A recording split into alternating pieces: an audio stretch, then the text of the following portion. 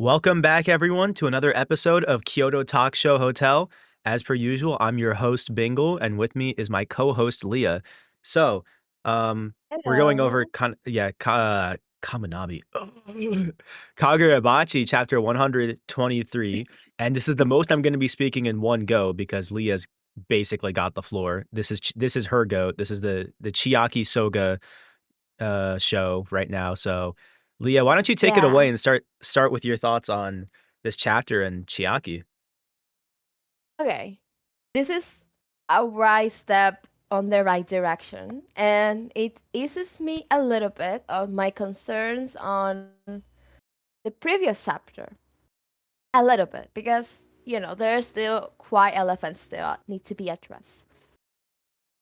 But what this chapter did is what I originally had theorized to myself. Like, I actually posted a little screenshot of me saying Chiaki is going to offer herself because she thinks that's her duty. Princess Soga is a very much dehumanized figure. And even the princesses themselves tell you, you are not a person the moment you step into this role. You are not a person. You're just here to be a symbol of order, you are going to breed the next princess. That's all you are. That's all you need to do. Chiaki never actually is going to adapt to this ever. And I think this is partly what the chapter is telling you. Because Chiaki has known warmth, Chiaki knows what's being loved, and Chiaki knows what's being a person. It is incredibly heartbreaking. I read the chapter and I was tearing up.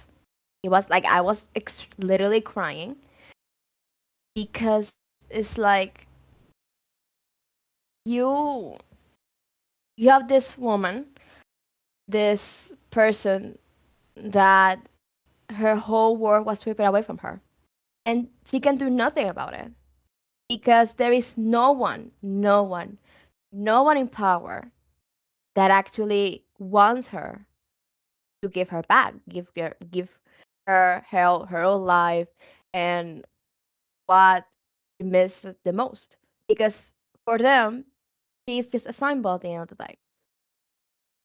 This chapter again pushes the concept of Princess Soga is something entirely different from Chiaki Soga.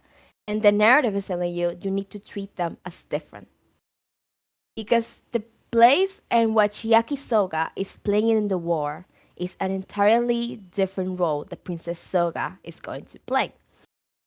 And it is, in a way, the Soga clan's karma for all the misogynistic and systematic oppression they have put the women on historically. Chiaki is a parallel to Iori. I have talked about this before. Is a girl that is normal and that somehow the people above her, the people that are like that people in control, because this is not a matriarchal clan, this is not a matriarchal clan. This is a patriarchal clan where men are in charge because they do her letters and they burn her letters. This is not a clan that is managed by women whatsoever. And now you have these people that think that they can control your life and what you should do and what should your place be in this world. They take it away from you. But then Hiyuki's appearance in the chapter tells you Hiyuki, I'm sorry. Why am I saying Hiyuki? Hiyuki is a parallel to Princess Soga. They both play the literal same role in the narrative. Hiyuki was going to be taken to war, a 1 year old. So the Mikabochi as a weapon, like as a little human weapon, the human eye, she's nothing but the wielder of flame bone in even her mom's belly. And it's quite amazing to me. It's very amazing. Chiaki is like if you take every single major character, well, the two major characters and a sprinkle of like misogyny that is first mentioned with Kitty, You take all of this and you get Chiaki. So I do really hope he sticks the landing with this. You have to say, Bingo? Yeah, one thing I definitely want to say is that Chiaki, and you already touched upon a lot of it, the Chiaki and Princess Soga dichotomy is something I could honestly make an entire video on. And when the war is Yeah. when the war is over, I probably will make just a video about Chiaki because assuming Hokuzono doesn't fumble this, she'll be a generational character. I think Yeah. think She another could thing to be. say, did you touch on the Hiyuki and Iori parallels? I stepped Yes. away for like 3 I really have seconds. so much to say, but now it's not coming out. Wait. Yeah, I mean, Wait. on Hiyuki, another thing, we talked about Hokuzono's inspirations, and obviously we know Hokuzono grew up on Naruto. Hiyuki in the womb, like that, those panels looked a lot like Naruto. Um, Especially, I don't want to get too into spoilers, but that's like, especially with the seals around the stomach, or I guess the belly area Hmm. around the fetus. That's exactly how Naruto's mom looked when she was giving birth to him. Oh, this is interesting. And Oh, like yeah. you can again, he wears his inspirations on his sleeves. And it's really funny because I'll give you the TLDR since I'm assuming you're never going to read Naruto. You've told me this actually. But Mhm. within the story of Naruto, there are people who have uh these powerful beasts sealed within them. And so there's the number doesn't really matter. There's a couple of these tailed beasts and Naruto's mom was the Jinchuriki, the vessel before him. Mhm. And the reason that the seals were there in the first place was because those seals are incredibly weakened when a female Jinchuriki is giving birth and is pregnant. And that seal, I mean, Naruto became the next host after his birth. And another thing to point out is that the removal of a Jinchuriki from its a tailed beast from the Jinchuriki will kill the host. So I wonder. I wonder what all of this could mean for Hiyuki if Hokuzono is doing anything more than just an aesthetic inspiration. Another thing I Mhm. want to point out is the fact that Chiaki and Kunishige, again, we've had these conversations last week, but I feel like it's kind of pointless and honestly a spit in the face of Hokuzono to even continue to entertain the idea that Kunishige is not the father. And another What? thing on the on the What? on the Like, Chihiro what will on he? the topic What? of Chihiro Rokuhira, you pointed this out, but timeline wise, Chihiro had to have been conceived in November because his birthday is August 11th. Yes. So This is where he things was get not. tricky. It We are gets on tricky. March 21st right now in the timeline. We are in March Hmm. 21st. He's not getting forged next week, but they are going to see each other. Could something still happen? It might not be forging Chihiro, but could they still do the activities required to produce that result? Probably. If we're being real, probably. But like, it's going to be a very beautiful and romantic scene. Hokuzono, give us an on-screen kiss. I'm begging you. Um, I'm Oh very yeah. invested in the Kunishige Chiaki relationship. I think. Okay. Oh yeah, and on Talking the about top, Kunishige. yeah. Let's talk about Kunishige. Kunishige, I'm starting to Let like. me wait. You want to Uh, talk? You can I talk. have so much. Every time, the more chapters I read, the more I am so confused on where is Chiaki in the Rokuhira house in the present. Where is she? Where is she? I'm praying she's not dead. I'm praying she's not dead. Like you cannot tell me. Listen, this man is going to make the Nook's war so she can come back, and you're gonna tell me the house is not gonna look like a whole museum of her? No, I don't buy that. I don't buy that. Not from Kunishige. From Chiba, I buy you. Asami, sure, whatever. Kunishige, that genre boy. No, no. Okay, I want to like go back to SOS a little bit because I'm rereading my notes about the chapter. And the fact that she is an off branch member of the Sogas. I feel like it's on her mind. Like I feel like part of the reason that she objectifies herself as Princess Soga as well is that I think that she most proved themselves to them in a way because she's not that pure blood Soga that carries in the sorcery. She's an off branch. She should not be there. And I do think that even though she says that she adapt and whatever, I know that deep down she knows that she's not like there. So I do wonder if, besides the fact that this is obviously an illusion of a choice, because this is not a choice, this is not autonomy, this is the opposite of it. This is like a suicide more than anything. Like she knows, like her giving up Kunishige is saying, okay, there is no reason for me to there's no reason for me to live anymore because I am never going to get that warmth back. I'm never going to be able to be happy again. And she knows that. She acknowledges that. So when she goes to the Mikaboshi, she is not only fulfilling her duty, she's literally killing herself. She's literally giving up Kunishige, who she loves, who is the love of her life, and she's also giving up her happiness completely. Like, it feels more like a suicide mission more than anything else. And it breaks my heart. Like, there's so many women in situations like this where they give up everything to make their families proud, and it almost becomes like a suicide mission, you know? Like, in Portugal, I'm not going to say this is the same, but women historically have been married off to older men, so their family can get money from these men.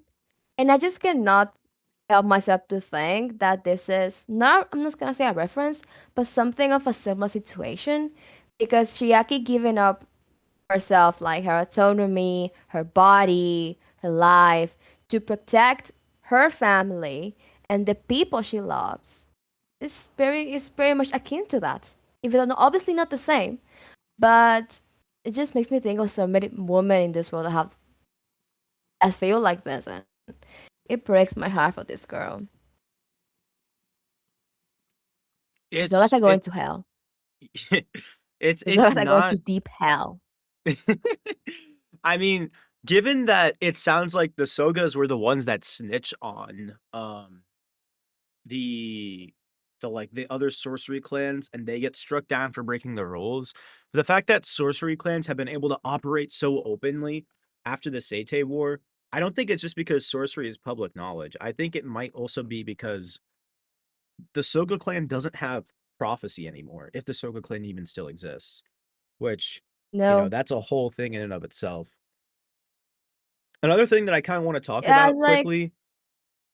circling back to Hiyuki, is the fact that Hiyuki, they're gonna drop her off as like a 9 month old, 6 month old, something like that, like a baby with Flamebone, and just have her suicide bomb the Mikaboshi. That's their plan. Look at that word. Look at the government. They have been so incompetent since like forever. It's almost I can. It's almost funny to think they're like so incompetent. Yeah, and that kind of feeds into the previously mentioned parallels with Soga, with Princess Soga, the other personality Chiaki differentiates herself from. Yeah, yeah. It's It's like very they're it's so very stupid, tragic. but they're like the most stupid government entity I've ever seen in my life. But simultaneously, I get Isaru. You know, like Isaru's arguments are logical by any means Yeah, like because why would you I will give not I will not give this precious man of this precious like material to this man. I have no idea where he came from. Like who is this man? Like Yeah, he's a random. random. And This is like the only time I am going to ever say something nice about Chiki in my life. It is he's like, well, not nice because I don't like him. But he's like in this very conflict, like the situation of he's like the man in the middle. Like he understands Hasumi's concerns, but he also understands the Buru concerns, so he does nothing about it. Nothing but hope for the best. He's like, do you know those government officials that have no backbone whatsoever? Like they agree with the problems, but they just do nothing about it because they're afraid that they're gonna turn on them. That's Ichiki. Lack of a backbone. Like he lacks so much of a backbone. Like at least Isadu stands his ground. What does Ichiki do? Nothing. Yeah, it's funny because all I could think about when I saw Izaru was um the chapter 45 scene where Chihiro is being put on trial by the Um, Kaminabi. And Chihiro, when he says, "I'm your best bet," and he's arguing for uh or is that 46? It's one of them. I think it's 45. But he's arguing about why they need to bet on him and N10. And Izaru immediately gets a flashback to Kunishige. And I think the context of that is a lot more clear now. Because, and you said this before we started recording, Kunishige put real hatred in that blade. All of them, actually. yeah.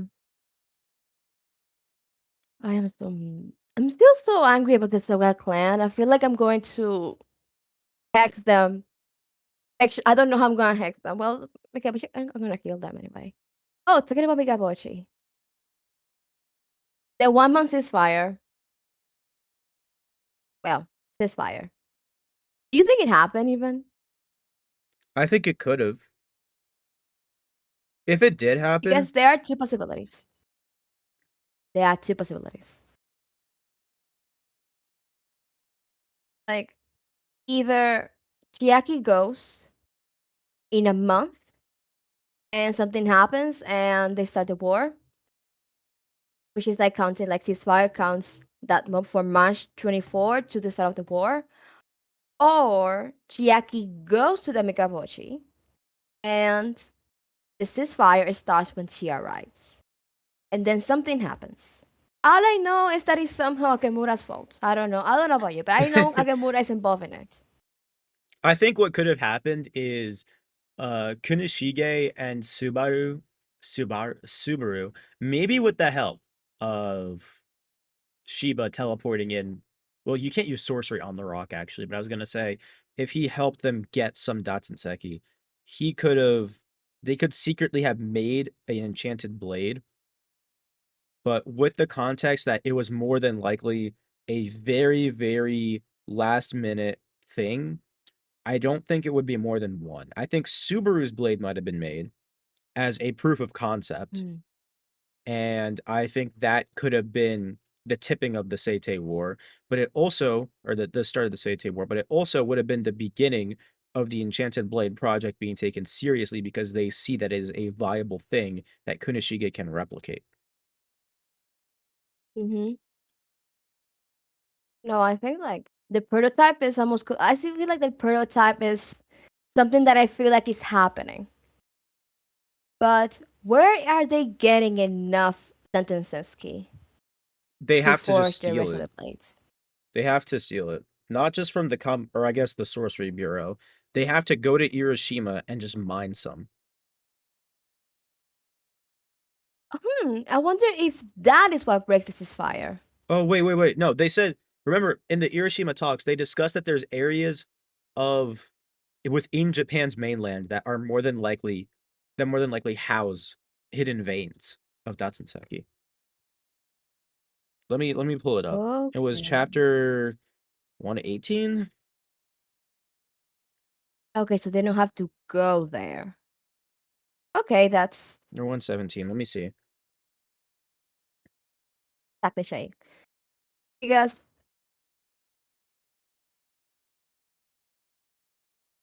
All right, let's see.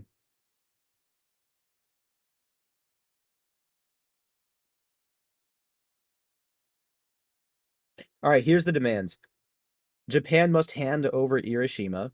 Japan must relinquish the Datsenseki extracted from Hiroshima.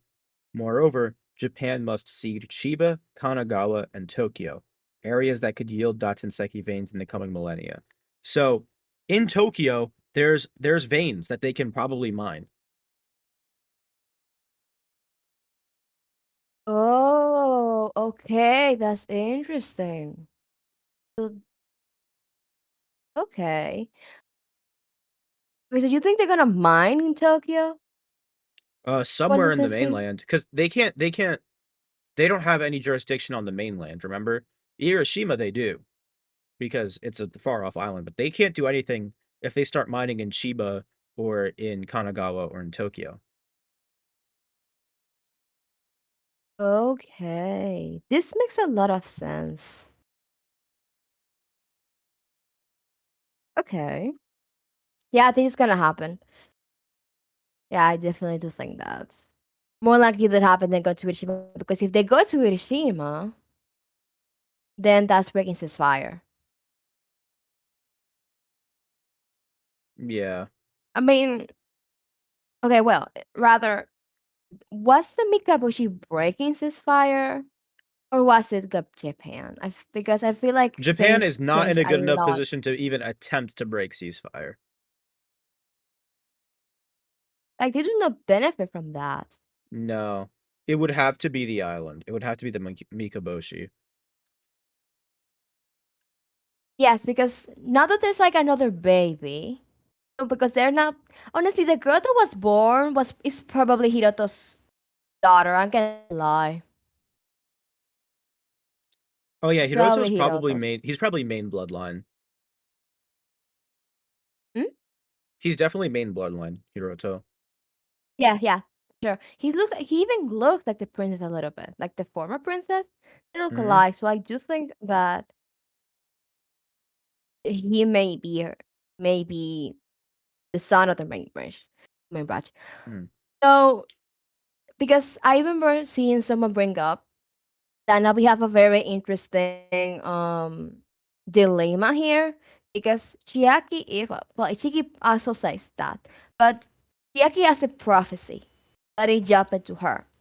So now her offspring, her own daughter, can have the sorcery as well, but it also can be on the new princess. So the Mikaboshi have two options: either they gamble and they take the little girl and and Chiaki also gets pregnant and they gamble, or they kill Chiaki and they look for the girl without making her pregnant.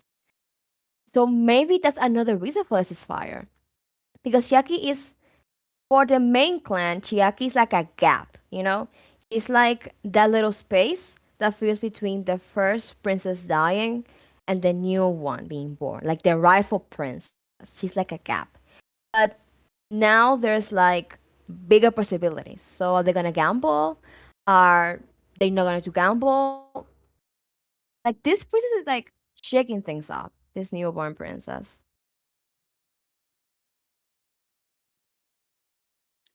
This newborn, yeah. I mean, I guess we didn't really discuss the possibility of what would happen if Chiaki like where prophecy sorcery would go. But yeah, um, it's entirely possible that Mikaboshi they have a baby with Chiaki and they go, oh, this child isn't inheriting prophecy sorcery. Well, it's only one at a time, right? Yeah, Yeah, it's it's one only at a one at a time. time. So, So well, I mean, it would the Mikaboshi kill Chiaki once the girl's old enough? Probably, actually. Yeah, they probably would. this it's like it can get on that little girl, but it also cannot because Chiaki Yeah. has the sorcery. So it's like, okay, are we doing it? Are we not? I think. Also, I discussed this possibility. I don't think I discussed it with you. I might have, but we know that spirit energy is life energy, and in a sense, it is vitality. So with Akimura, we know that his overwhelming amount of spirit energy, I wonder where he got all that from, allows him to basically instantly heal. But also, he looks the exact same and has lost effectively zero muscle mass. So in my head, I'm pretty sure that those seals keeping him alive didn't really do much, and Magatsumi itself has been sustaining him. Physically, he's probably still about 18 years old. But where I'm going with this Oh is yeah. spirit energy can sustain you and keep you young. That's what I believe. Now, is this confirmed? No, but I don't care. Do you think that the king is the same king that Ukima Soga defeated and sunk to the bottom of the ocean? Oh, that's that's a possibility I have never ever in my life ever like thought of. But it's not impossible because the king has like an obvious vendetta against the Soga that Aryu doesn't really have, you know? And he seems well acquainted with prophecy sorcery. Yes. And they're And he's like, old, because old. in 1,000 years, obviously the story of this of like the princess and stuff, I think it will have been lost, The or at least specifics, modify a yeah. little bit because that's how history works. But wow, I never. Ew! Oh my god. Yeah. The king I might be went a through like thousand years so many old. different scenarios and I want to throw up. It could be him. It could be him. Especially because like Aryu doesn't look like his son whatsoever. Like he does not look like him. No offense. But wow. None of us right about Chiaki diplomat. None of us right. Or at least it's close to that. Because here's the thing. Now that we're going to theory crafting, 124 is going to be Konishige's point of view of all of this. 125 is going to be Akimura's point of view of all of this. And 126 is going to be the exchange. I think that's the order of things. Yeah. We're And I definitely going think to it's get a gonna Kunishige and grow. Akimura conversation. 100%. No, I think that we need to have a Kunish like we need the Kunishige chapter to be next one. Because a criticism I have with how the romance is being handled is that from Chiaki to Kunishige is a very, very, very good romance. Because it's not a romance that exists in a vacuum. It's a romance that has a plot relevance. You know, because Kunishige is not only her lover. Kunishige is also the last thing she has of the life she loves. And the fact that she's going to actually lose that too is so good. Like it's such a good writing choice. But why is Kunishige to Chiaki? Why is Chiaki to Kunishige? Like, is she just a girlfriend to him, or is there more to it? You know, I think that when we get Kunishige's point of view, Chiaki, I think that the creation of the blade is going to get even better. And I think we need it like next week.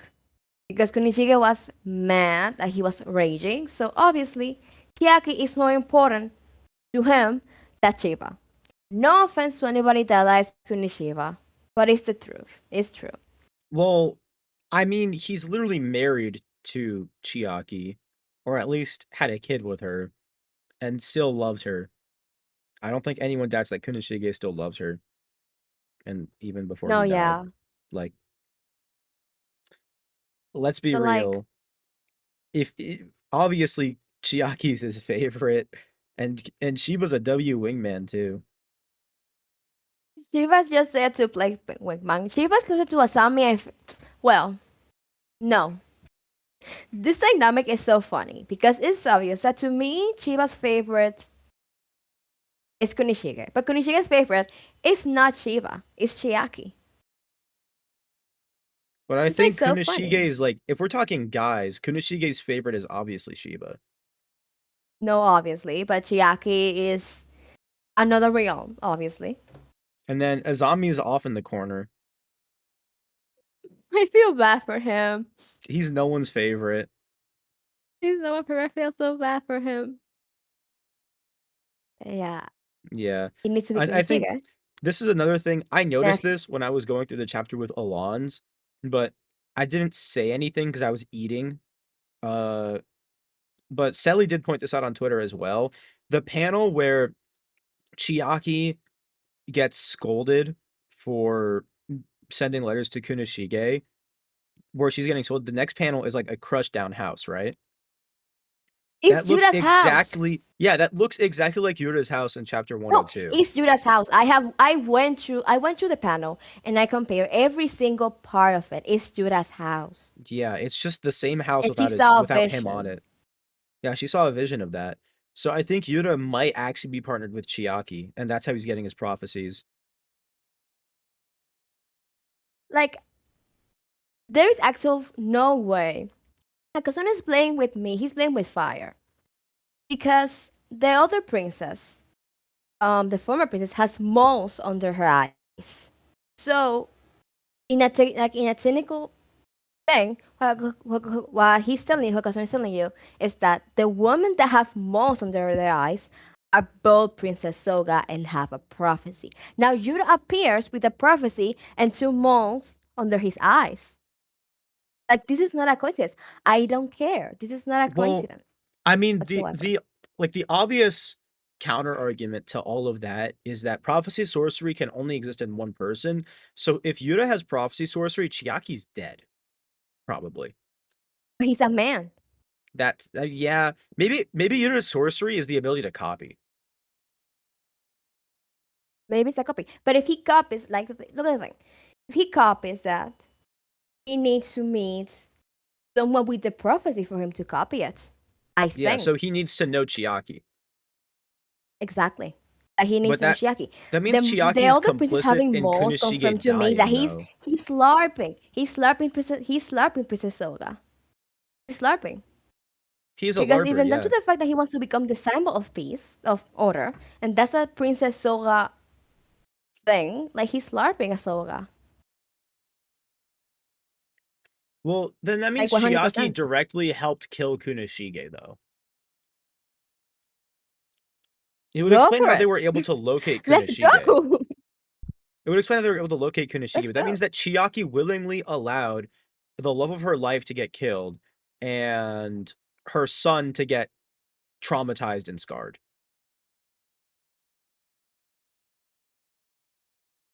Like, Well, I'm all for Kunishige you know what? You lashings, know something I have said? but like, yes, postpartum. Inori and You mentioned like Zamora postpartum are messy heads. depression. Inori and Zamora are messy heads.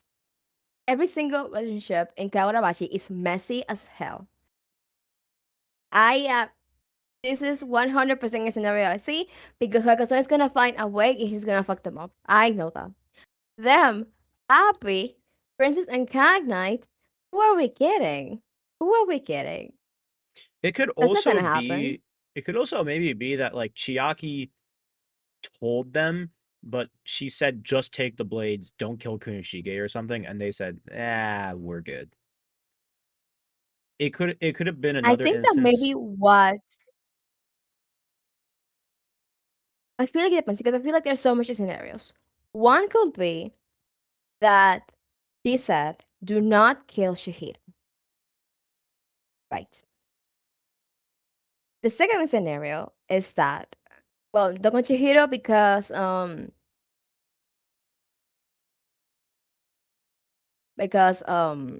he's my son, don't touch him. Or maybe don't kill Shihiro because she knows intent exists. So he's like maybe that type of okay, um, maybe a more thing of like it's a sacrifice and it hurts me, but I need to do it because X needs to happen, or I have X goal and he needs to die for that. Will be extremely tragic, but it also relines up with what Kunichiga said in chapter 14 that she is apparently very logical and is serious like Shihiro, which debatable as we speak right now.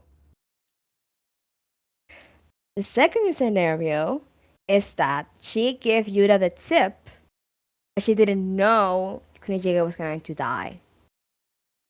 On number three,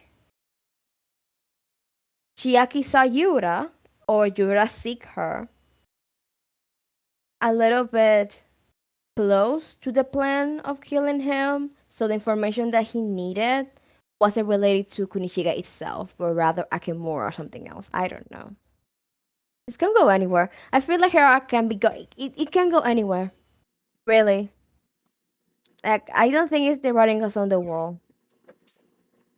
Yeah, I it really is just a question of will Hokozono clutch it up?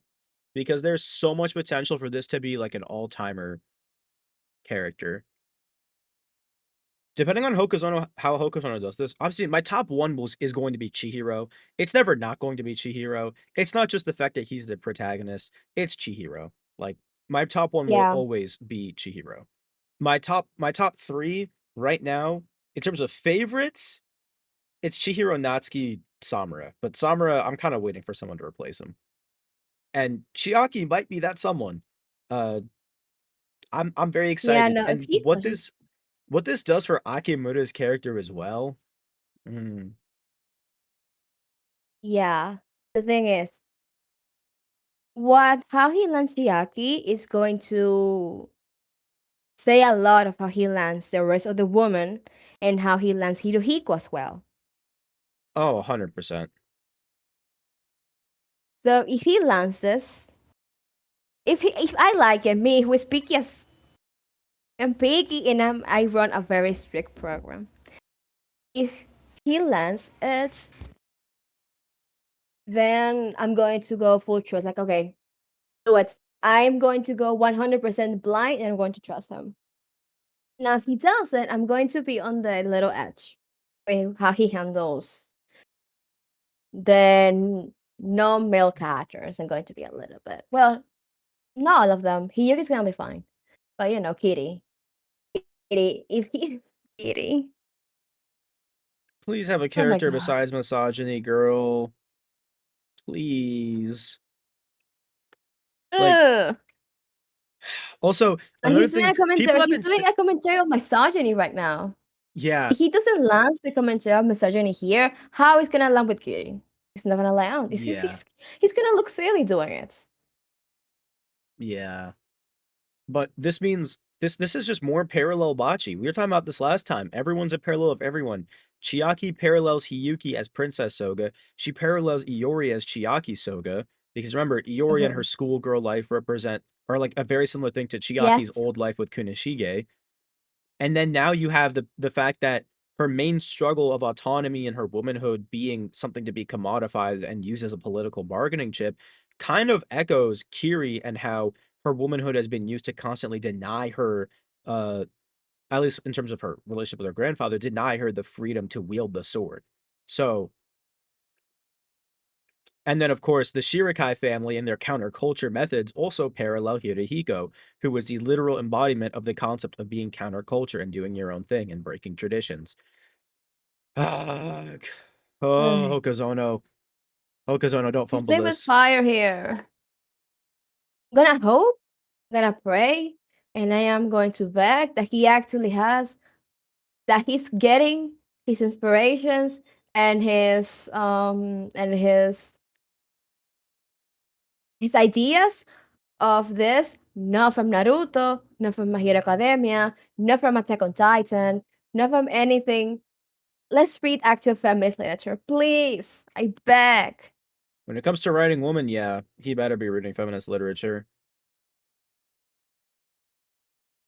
I'm praying. It's like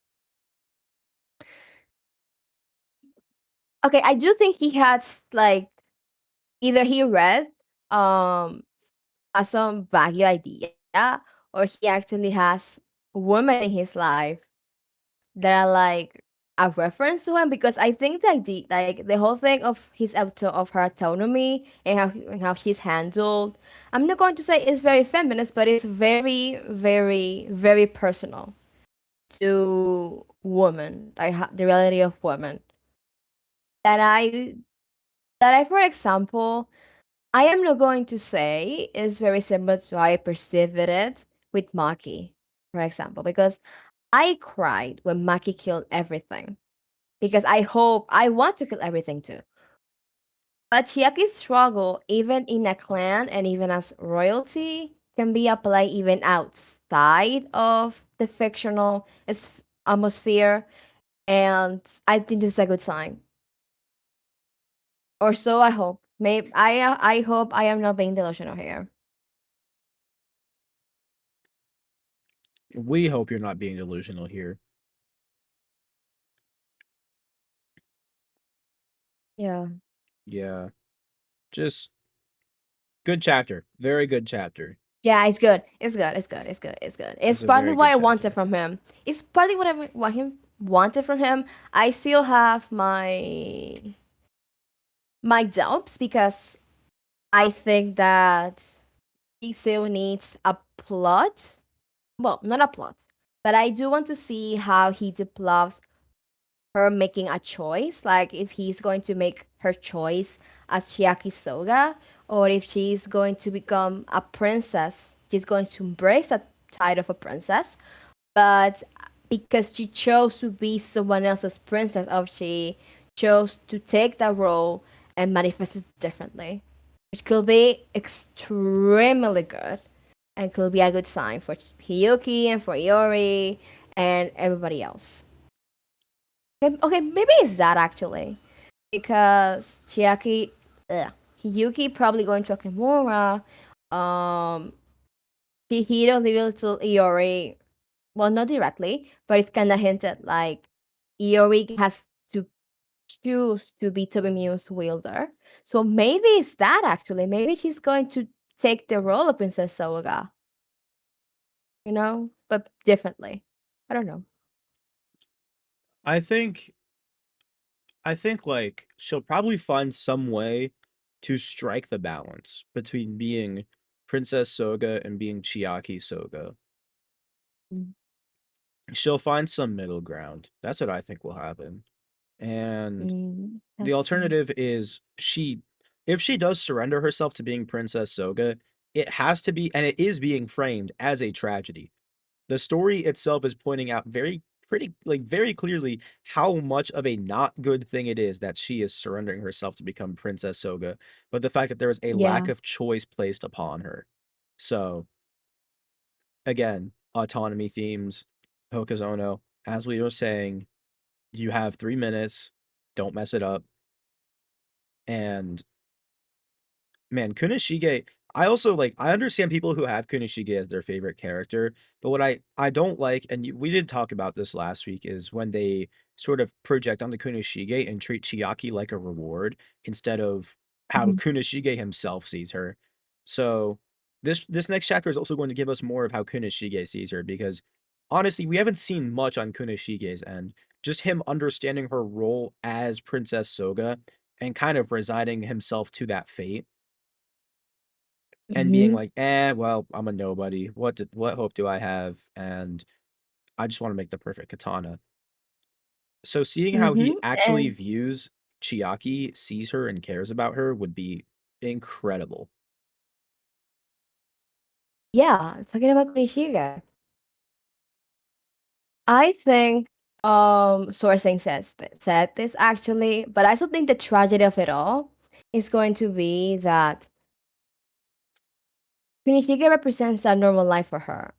But the only reason Kunishige can even reach her again is to completely rip the normality that he has that she loved it from him and to become the national hero. That's gonna hit like a truck. Because like, okay, you have the man now. But you're not going to become normal anymore. Like the normality between them just can't coexist. And that's also a tragedy in the aspect of the romance. It's like she's gonna meet the national hero Kunichiki Rekohira. And her mom is going to be so happy when she sees Kunichige, that boy that she's scolding, become the hope of the nation. That'll be interesting. I think another thing is getting a little bit more on the what we were saying about Chiaki knowing N10s existing, even though it's a little off topic. Kunishige has been established to have an obsession with creating the perfect katana, even though he hates his katanas being used to kill people. And especially after Magatsumi, I think Chiaki, knowing Kunishige as well and personally as she does, knows it's incredibly likely. And even Samuro is like, oh, N10 being made to destroy other enchanted blades makes sense. But I'm depressed and don't want to listen to reason, so I'm going to blot out that possibility. I think it's the same thing with Chiaki. I think she understands logically that if Kunishige, in his guilt, wanted to try to right his wrongs, and if he wanted to continue chasing the perfect katana, since there's no world in which he accepts that Magatsumi was the perfect katana he was chasing, it's incredibly likely that he would end up making a new enchanted blade to right his wrongs. So I think Chiaki would have been able to just guess that on her own, even without prophecy. Although prophecy more than likely would have told her N10 exists. Oh yeah, for sure. I'm so excited for future endeavors now. I'm no longer sad. I am now excited.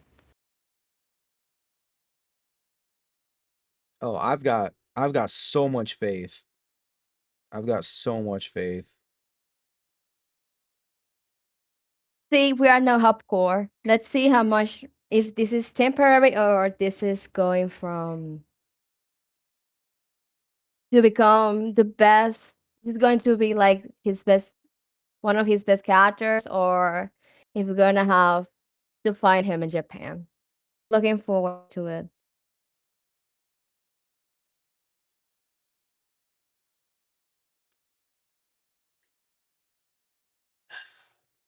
I think I've run out of stuff to say about this chapter for now. Well, we took it for almost an hour. Me too. Yeah, this is a lot better than last time. Although to be fair, it's just the two of us now. Uh yeah. Anything else? Any predictions that we want to go over? Any last minute I think that things my we want to say? prediction is simply going to be that Chiaki goes. Chiaki is going to be the pot of build and Mikaboshi. And I think that the reason why Kimura and Kunichika become so close is because they bond over the fact that they need to bring Chiaki back. Uh, I don't know how Chihiro's forging fits into all of this. Princess, like I have no idea. And I think the Soga clan is going to die in maximum 5 chapters. And Nakimura is going to survive precisely because he was with Kunishiga. But I have no idea how Chihiro's forging is going to fit into this timeline. Sincerely, that I don't We see got it. 6 months left until Chihiro's forging.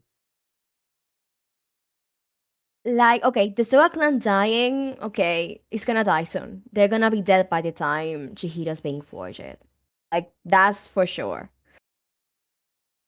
But I just don't know in what moment it's going to happen. Because, okay, if even if they kill the Soga clan, they're gonna look for Chiaki. So he can give them a here, baby, like, whether or not they're gonna do it. So when, how does nobody know? I don't know. He does like the most complicated plot line, like I think we have because he's okay. Them meeting, whatever, makes sense. But for Chihiro to be forced, they need to be in a house, you know, and not just do nothing. The government knowing that they're like looking for the prophecy sorcery. I I have I don't know how they forced Shihiro and absolutely nobody, like how Isao didn't know when Chiaki and Kunishige was definitely being monitored by them. And especially if she is pregnant, obviously the princess that has the sorcery that the Mikawashi won, if she's pregnant, they're obviously going to know who is the father of the baby because they're not going to risk the baby being a Mikawashi by any means. So how does it work? I don't know. I'm lost. Maybe the king dies and she just never gets pregnant. I don't know. Maybe Maybe. Like maybe the if ceasefire breaks because they killed the king I was or thinking about something. this, assuming that it's Aryu that the king intends to use to get Chiaki pregnant and not himself, because I really hope it's Aryu and not himself because he's nasty. And Aryu seems like a more sensible person. Aryu might be opposed to just forcing himself on her. Like, obviously, there would be pressure from his father, but I want to believe that in the event that it's Aryu being put in an arranged marriage with her, that he would at least want her consent before doing anything, and he wouldn't force himself on her, which would lead to Chihiro forging with Kunishige making a lot more sense because how are you on the island for 6 months and nothing happened? Hey, how is she in Delhi for a month and nothing happens? Yeah, Oh, it depends.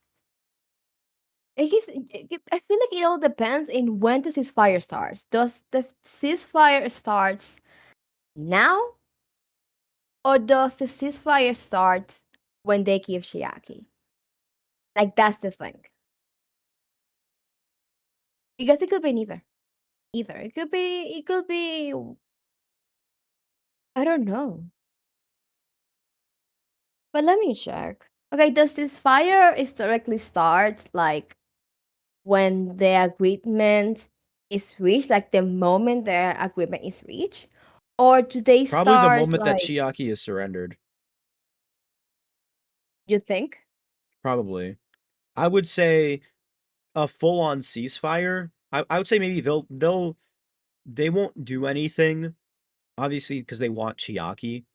But if they don't get Chiaki by a certain time, maybe like a 2 week ceasefire until they get Chiaki, and then once they get Chiaki, Yeah. the ceasefire extends, something like that.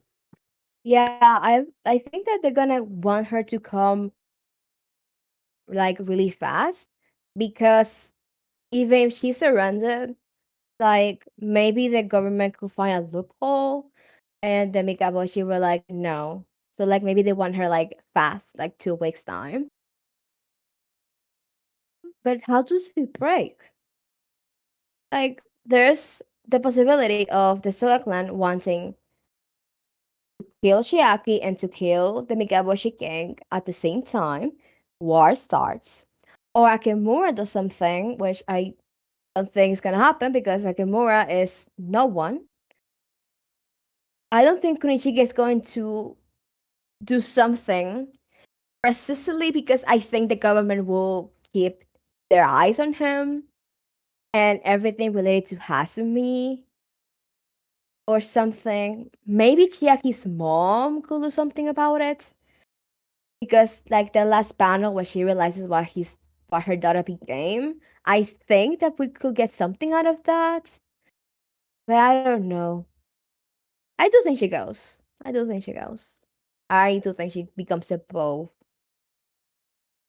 And also, it's like I just do not see a world where Kunishige and Kimura become so close that he becomes um Kunishige's greatest ally without Chiaki out of the window. Like I just do not see them becoming so close with Chiaki present. I just do not think so. I just don't see it. Like I think that she's gonna have to like be out of the narrative. Like maybe the bond of her wanting to get her back. Like maybe the final goal of Hakimura is to become even stronger, and the perfect katana that Nishige looks for is the katana that is going to kill the Mikabochi and get her back.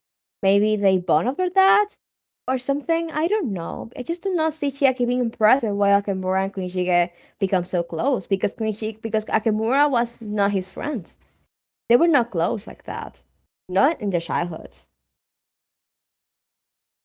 Yeah. Akimoto seems to have basically well, yeah, Shiba not Shiba, what the Samura said it in chapter 110, I believe. Yeah, 110. Akimoto's been wielding the sword since he was a little kid. So, instead of playing out with the kids, he was probably sword fighting since the age of, like, 3. Yeah. Like I just like I genuinely think that he is going to win Koenigsegg over that. Because maybe okay, someone says, I don't remember who, that Koenigsegg has sold 3 katanas. One of them may be a Kimura. So maybe there is already a bond formed. But the bond is going to only get deep when looking for Chiaki.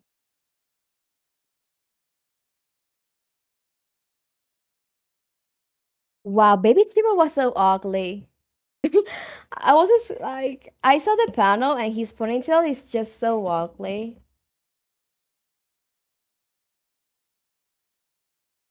Yeah.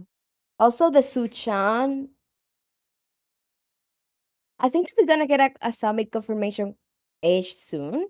Because if Chiaki, who is Shiva, or is when she gets age, he calls him Chan, she probably sees Asami akin to Akimura rather than an equal to her. So maybe he's like 1 year older than Akimura, maybe the same age. I don't know.